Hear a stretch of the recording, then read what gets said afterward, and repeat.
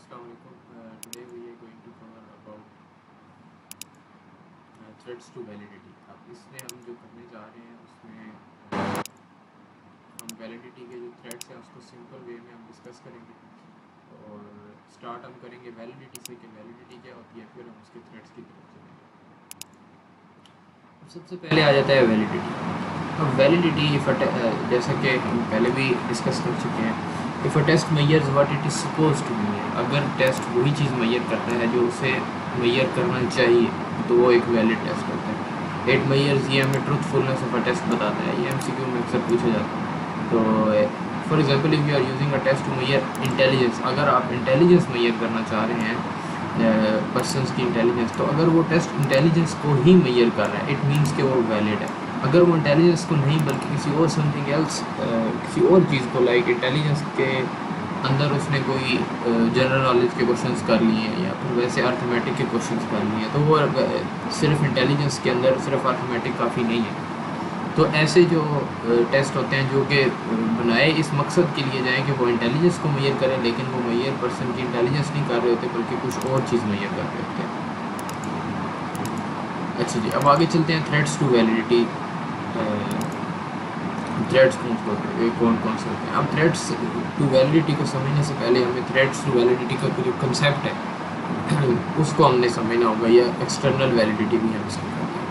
तो इस स्लाइड में मैंने आसान अल्फाज में बताने की कोशिश की है कि threats to validity are the factors और issues that can affect the accuracy of the results. अब हमने मिसाल के तौर पर एक टेस्ट लिया है, उस टेस्ट के अंदर हम इंटेलिजेंस को मेजर कर रहे थे।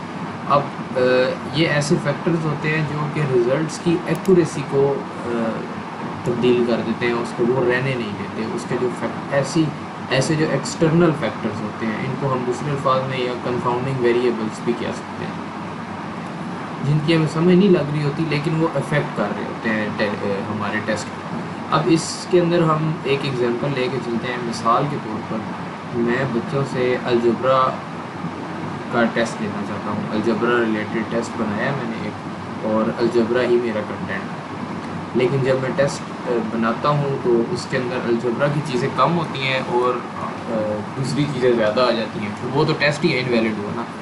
ये थ्रेड्स के अंदर ये है कि अगर एक टेस्ट वैलिड है लेकिन उसके अंदर कुछ एक्सटर्नल फैक्टर्स हैं।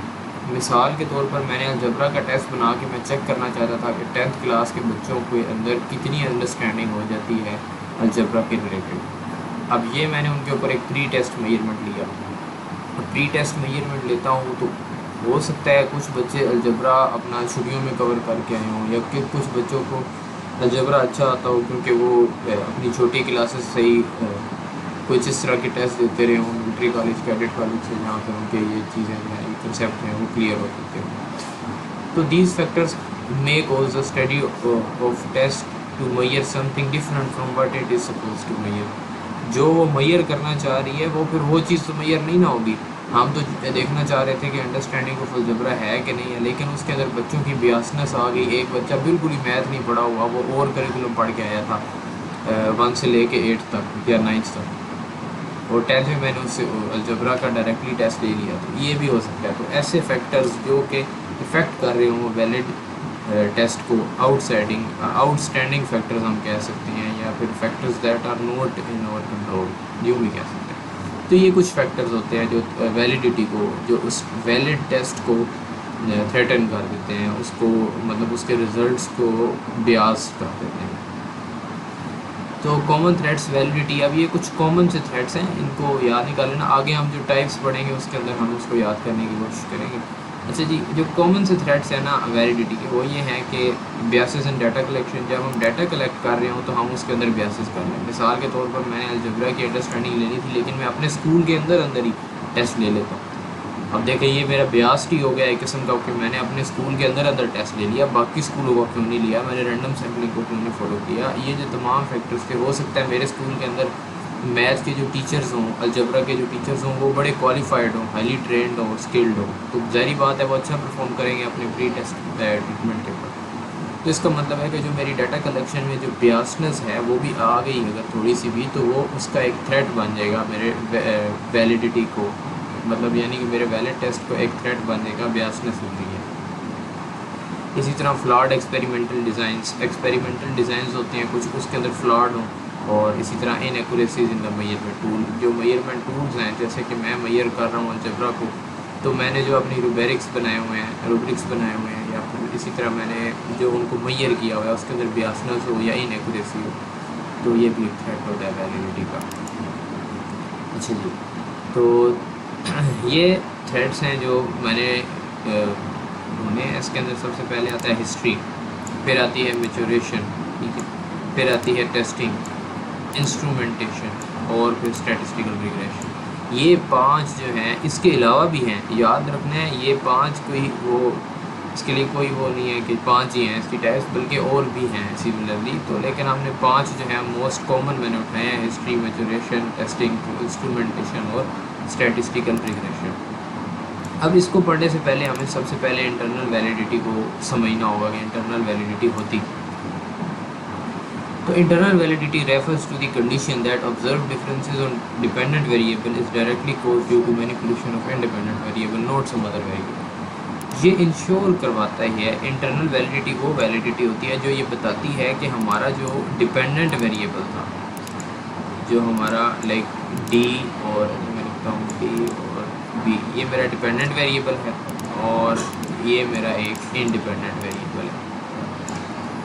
अब ये हमें बताता है कि डिपेंडेंट वेरिएबल के अंदर जो हमने चेंजिंग की हैं वो ही कोज कर रही हैं इंडिपेंडेंट वेरिएबल को। तो ये मेक्स श्योर कि डिपेंडेंट वेरिएबल ही इंडिपेंडेंट वेरिएबल के अंदर चेंजेस ला रहा है। इसको हम कहते हैं कि ये इंटरनल वैलिड टेस्ट है, और कोई आउटसाइड फैक्टर नहीं है। जिस तरह हम पढ़ चुके हैं, कोई हिस्ट्री, मैच्योरेशन या इस तरह के लाइक हिस्ट्री नहीं है, मैच्योरेशन नहीं है, या इस तरह के सम आउटसाइड फैक्टर्स नहीं है जो इंडिपेंडेंट वेरिएबल को इफेक्ट कर रहे हैं। तो ये इंटरनल वैलिडिटी होती है। अब आगे हिस्ट्री को समझेंगे। अब इंटरनल वैलिडिटी के थ्रेड्स जो होते हैं उसमें सबसे पहले हिस्ट्री आता है, फिर मैच्योरेशन, फिर टेस्टिंग। तो अगर हम इसको पढ़ें तो occurrence of any event which is not part of the experimental treatment.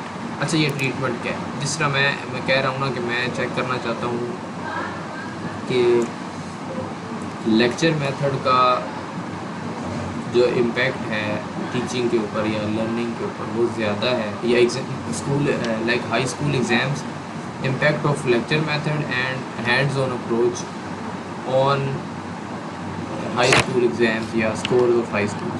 तो हाई स्कूल के अंदर जो स्कोर बच्चा कर रहा है उसके अंदर कितना इम्पैक्ट आ रहा है। तो ये अगर मैं ट्रीटमेंट मिसाल के तौर पे दूंगा तो मैं उस 20 या 40 की क्लास के बच्चों में से 5 बच्चों के ऊपर मैं ट्रीटमेंट लगाऊंगा लेक्चर मेथड की, 5 के ऊपर मैं दूसरे हैंड्स ऑन एक्टिविटीज़ या उस तरह की या डेमोस्ट्रेशन मेथड कोई भी उसके मुताबिक जो है लगा रहा हूँ, तो वो एक ट्रीटमेंट बन गया। ठीक है, तो कोई भी इवेंट जो कि ट्रीटमेंट का पार्ट ना हो, which is not the part of the treatment but may affect the performance of the dependent variable. जिस तरह हमने पिछली स्लाइड में पढ़ा ना कि कोई जो इंडिपेंडेंट वेरिएबल है उसको इफेक्ट करने वाला सिर्फ डिपेंडेंट वेरिएबल हो, लेकिन ये कोई और आउटसाइड फैक्टर होता है, उसकी हिस्ट्री में होता है। हो सकता है कि वो बच्चा पहले से उसके अंदर अच्छा हो सकता है उसका साइंटिफिक बैकग्राउंड जो हो वो बड़ा अच्छा हो, लाइक वो जो इनफॉर्मल लर्निंग करता हो या इंसिडेंटल लर्निंग करता रहा है नॉन फॉर्मल में, तो वो उसकी अच्छी रही हो। तो इसका मतलब ये है कि उसकी हिस्ट्री जो था वो थी जो वो ट्रीटमेंट को इफ़ेक्ट कर रही थी, एक्सपेरिमेंटल ट्रीटमेंट को का पार्ट नहीं थी, लेकिन वो इंडिपेंडेंट वेरिएबल के अंदर जो मैनिपुलेशन हो रही थी वो डिपेंडेंट वेरिएबल की वजह से नहीं हो रही थी, वो किसी और वजह से हो रही थी। लिहाजा उसने उसकी परफॉर्मेंस को, जो डिपेंडेंट वेरिएबल की जो अपनी परफॉर्मेंस थी कि उससे चेंज लाना चाहिए था, उसको इफ़ेक्ट कर रही है। तो हिस्ट्री जो क्योंकि चेंज हो गई है स्टूडेंट की। अब इसी तरह मैच्योरेशन है फिजिकल और mental changes that may occur with in the subjects over a period of time. ऐसी चेंजेस जो फिज़िकल या मेंटल चेंजेस जो एक सब्जेक्ट्स में कुछ वक्फे तक के लिए होती हैं।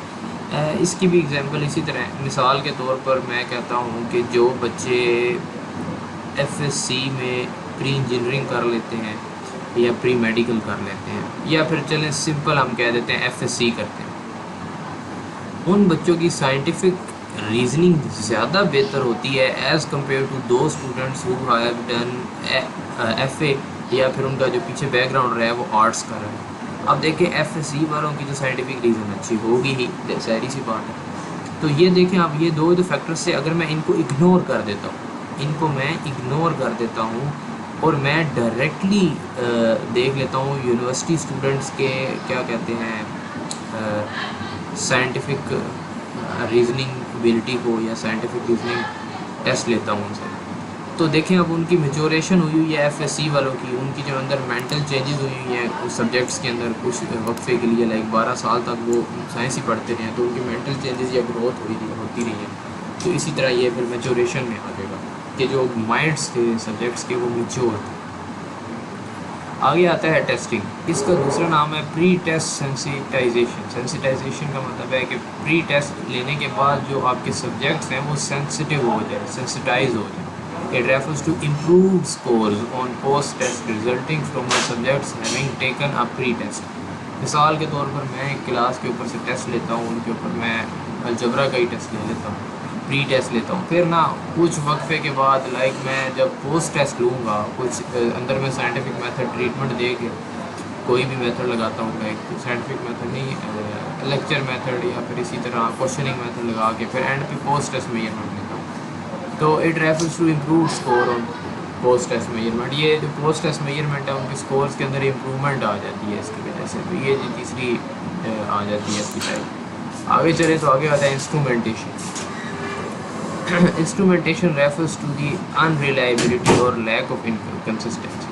अनरिलायबिलिटी आना या लैक ऑफ कंसिस्टेंसी, यानी कि जो मैं इंस्ट्रूमेंट यूज़ कर रहा हूँ मेजर करने के लिए अपने रिजल्ट्स को, उसके अंदर रिलायबिलिटी नहीं है, अनरिलायबिलिटी है और कंसिस्टेंसी भी नहीं है, दोबारा वही रिज़ल्ट नहीं आ रहा। दूसरी दफ़ा मैं चेक करता हूँ कोई और आंसर आता है, तीसरी दफ़ा देखता हूँ कोई और आंसर आ रहा है, मतलब काफ़ी ज़्यादा चेंजिंग आ रही है आंसर्स के अंदर। In wearing instrument which may result in invalid assessment of performance. इसी तरह स्टैटिस्टिकल रिग्रेशन है पाँचवीं थ्रेड। इसमें यह है कि may occur when subjects are selected on the basis of their extreme scores. Extreme scores के ऊपर सब्जेक्ट्स को सेलेक्ट किया जाता है। रिग्रेशन ज़ाहिर बात है, जैसा कि हम पढ़ते हैं ये प्रोबेबिलिटी से रिलेटेड होता है। तो एक्सट्रीम स्कोर से जब हम उसको करेंगे तो ये ज़ाहिर सी बात है स्कोर्स को इफ़ेक्ट करेगा। जब हम एक्सट्रीम स्कोरर्स को उठा लेंगे सब्जेक्ट्स में से, लाइक जिनके अच्छे मार्क्स हैं या टॉपर्स हैं, उनको अगर उठा के उनके ऊपर एक्सपेरिमेंटेशन या अपने डाटा कलेक्शन के बाद उनके ऊपर टेस्ट लगा देंगे तो एक्सट्रीम स्कोर्स हमने ले लिए, तो वो रिग्रेशन में आ जाएगा। And refers to the tendency of subjects who score highest on a pre-test to score lowest on a post-test. If subjects who score lowest on a pre-test to score highest on a post-test। तो देखिए ये भी है कि ये इस tendency को भी सब्जेक्ट, अब देखें जी स्टैटिस्टिकल रिग्रेशन का यही मतलब है कि प्री टेस्ट में तो लोवेस्ट मार्क्स को मैं अगर ले लेता हूँ और पोस्ट टेस्ट में हाईएस्ट को, इसी तरह मतलब मैंने एक्सट्रीम स्कोर, तो ज़रूरी नहीं है हाईएस्ट हो, लोवेस्ट भी हो सकते हैं। इसके बाद आ जाती है थ्रेट्स टू रिलायबिलिटी। अब रिलायबिलिटी हम पहले की स्लाइड से पढ़ चुके हैं। रिलायबिलिटी होता है कंसिस्टेंसी ऑफ अफेयर, कितनी दफ़ा कितनी कंसिस्टेंटली वही रिजल्ट्स आ रहे हैं तो वो रिलायबल होगा। इसमें सबसे पहले प्री टेस्ट ट्रीटमेंट इंटरेक्शन आ जाती है, फिर मल्टीपल ट्रीटमेंट इंटरेक्शन, जिस तरह नाम बता रहा है। प्री टेस्ट सिर्फ प्री टेस्ट लेने के बाद जो है ट्रीटमेंट लेने के बाद बिहेवियर में चेंज आ जाना, और मल्टीपल ट्रीटमेंट यानी कि दोबारा टेस्ट दे के या ट्रीटमेंट्स लगा के उनके ऊपर चेंजिंग आ जाना। फिर सिलेक्शन ट्रीटमेंट इंटरेक्शन, ये कुछ सेलेक्ट कर दिए जाते हैं, फिर वेरिएंस और एक्सपेरिमेंटल इफेक्ट रहते हैं। तो सबसे पहले प्री टेस्ट ट्रीटमेंट इंटरेक्शन आ जाती है। प्री टेस्ट में क्या होता है रिलायबिलिटी के अंदर, मिसाल के तौर पर मैं इस रिलायबिलिटी के एक एग्जांपल को हम साथ लेके समझने की कोशिश करेंगे। अगर मैं एक टेस्ट बनाया मैंने, इसके अंदर अलजबरा की को चेक करना चाहते हैं या चलें अलजबरा से निकल आते हैं। मैंने एक स्टैंडर्डाइज टेस्ट बनाया है जो कि इंग्लिश ग्रामर के ऊपर है। अब अगर मेरा टेस्ट वैलिड है तो मतलब वो तमाम चीज़ों को कवर कर रहा है, और अगर वो वैलिड है इसका मतलब वो रिलायबल भी होगा। तो लेकिन ये भी एक शर्त है कि हर टेस्ट जो वैलिड है वो रिलायबल हो सकता है, लेकिन वो अनरिलायबल नहीं हो सकता। एवरी रिलायबल टेस्ट, ऐसा टेस्ट जो रिलायबल है वो इनवैलिड हो सकता है। ये हमने पिछली स्लाइड में समझने की कोशिश की थी। अब इसके अंदर प्री टेस्ट ट्रीटमेंट इंटरेक्शन के अंदर आ जाता है। मिसाल के तौर पर अगर एक एग्जांपल ली जाए ग्रामर का टेस्ट बनाया, उसके अंदर 7 के 7 पार्ट्स ऑफ स्पीच आ गए। अब मैं सब्जेक्ट्स को, रिस्पोंडेंट्स के ऊपर वो मैं टेस्ट लगाता हूँ, प्री टेस्ट लगाता हूँ कि कितनी ग्रामर की अंडरस्टैंडिंग है उनके अंदर। तो it occurs when subjects respond और react differently to a treatment because they have pre testing. मैंने प्री टेस्टिंग में उनसे ग्रामर की एक छोटी सी एक्सरसाइज करवाई, फिर मैंने उनसे कहा कि मैं आपसे बाद में अभी मैं सही वाली अच्छे वाली यानी कि रियल वाली प्री टेस्ट ट्रीटमेंट है। पहले मैंने उनको एक किस्म की रिवीजन करवा दी। तो उस प्री टेस्ट की वजह से उनके बिहेवियर में चेंज आ जाना, सेंसिटाइज हो जाना, या फिर उनको अलर्ट्स कर देना। सब्जेक्ट जो थे वो अलर्ट हो जाते हैं मेरे प्री टेस्ट ट्रीटमेंट के बाद या प्री टेस्ट मेजरमेंट के बाद। तो जो नेचर ऑफ ट्रीटमेंट है उसको चेंज कर देता है। ये पहला थ्रेड है, प्री टेस्ट ट्रीटमेंट इंटरेक्शन। इसी तरह मल्टीपल ट्रीटमेंट इंटरेक्शन उसी के मतलब मुतबादिल हम कह सकते हैं कि it occurs when the same group receive more than one treatment in succession. It refers to the carry-over effects from an earlier treatment which makes it difficult to assess later treatment। देखिए जी, अगर मैं एक treatment ले रहा हूँ, फिर मैं दोबारा एक ट्रीटमेंट ले लेता हूँ, दूसरी तीसरी चौथी ट्रीटमेंट लेके ना मुझे सब्जेक्ट्स जो हैं उनके अंदर अलर्टनेस आ जाती है, और सेम ग्रुप भी अगर लेता जा रहा है एक ही ट्रीटमेंट को या मल्टीपल ट्रीटमेंट्स को, तो उनकी वजह से जो उसके रिजल्ट्स में चेंजिंग आती है उसको हम थ्रेट कह देते हैं कि ये भी एक थ्रेट है। इसके बाद जी आखिरी है, क्योंकि ये मेन तीन ही थे पहले, pre test treatment interaction, multiple treatment interference और सिलेक्शन ट्रीटमेंट। तो इसके अंदर वही बात है कि जब हम सिलेक्ट कर लेते हैं अपने सैम्पल साइज को और उन्हीं के ऊपर हम ट्रीटमेंट लगाते रहते हैं, तो ये मेरा सिलेक्शन ट्रीटमेंट इंटरफेरेंस हो जाती है। आई होप ये अच्छी तरह समझ आ गया होगा। ये कंसेप्ट जो था